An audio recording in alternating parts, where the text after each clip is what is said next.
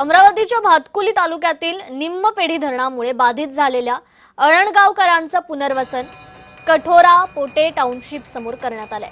गेल्या 9 वर्षापासून या पुनर्वसित गावात नागरिक वास्तव्यास आहेत। मात्र पुनर्वसनावेळी करण्यात आलेल्या नागरी सुविधा अत्यंत निकृष्ट दर्जाचा असल्याचा आरोप आहे। रस्ते, नाले आणि पाणी निचऱ्याची व्यवस्था योग्य प्रकारे करण्यात आली नसल्याने प्रत्येक पावसाळ्यात नागरिकांना मोठ्या त्रासाला सामोरं जावं लागतं।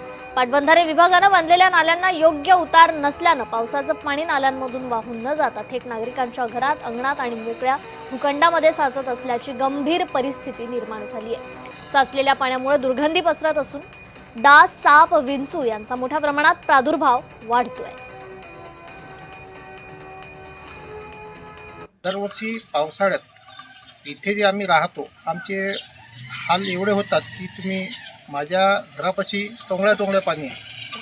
पाऊस जाऊन जवळपास शनिवारी पाऊस गेला तरी पण हे पाणी तसंच आहे। याच्यामुळे डासाची प्रादुर्भाव वाढलेला आहे। यामध्ये साप, विंचू वगैरे येतात। आमच्या आरोग्याला मोठ्या प्रमाणात आणि जीविताला सुद्धा धोका आहे।